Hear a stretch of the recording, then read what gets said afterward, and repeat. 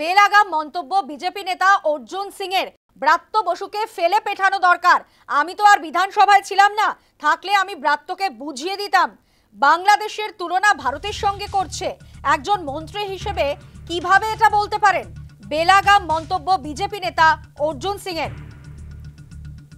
ব্রাত্য বসুকে ফেলে পেটানো দরকার। আমি তো আর বিধানসভায় ছিলাম না, থাকলে আমি ব্রাত্যকে বুঝিয়ে দিতাম। বাংলাদেশের তুলনা ভারতের সঙ্গে করছে। একজন মন্ত্রী হিসেবে কিভাবে এটা বলতে পারেন? বেলাগাম মন্তব্য বিজেপি নেতা অর্জুন সিং এর। কি বলেছেন শোনাবো।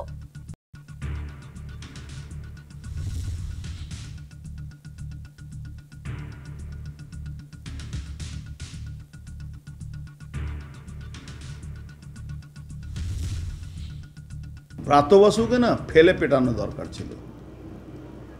ভারতবর্ষের সংবিধানের ভারত দেশের এগেনস্টে বাংলাদেশের তুলনা ভারত সঙ্গে করবে, এই ব্রাত্য বসুর মতন দেশদ্রোহী লোকদেরকে ওখানে ফেলে পেটানো দরকার ছিল বিধানসভার মধ্যে। আমি ছিলাম না বিধানসভা, না তো আমি ওকে বুঝাতাম একটা মন্ত্রী কিভাবে ভারতবর্ষের তুলনা বাংলাদেশ সঙ্গে করছে, যে বাংলাদেশকে ভারতবর্ষ জন্ম দিয়েছিল।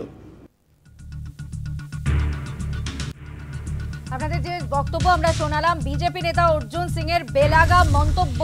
তিনি বলছেন ব্রাত্য বসুকে ফেলে পেটানো দরকার। আমি তো আর বিধানসভায় ছিলাম না, থাকলে আমি ব্রাত্যকে বুঝিয়ে দিতাম।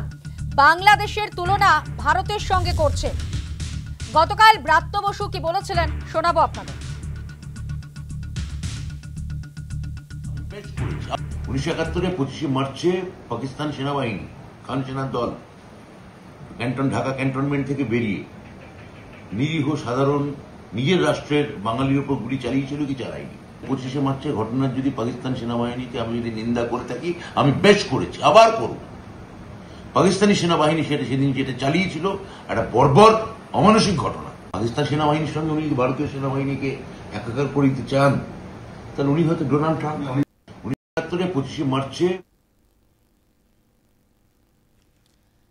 বেলাগাম মন্তব্য অর্জুন সিং এর। বিজেপি নেতা অর্জুন সিং এর বেলাগাম মন্তব্য। ব্রাত্য বসুকে ফেলে পেটানো দরকার।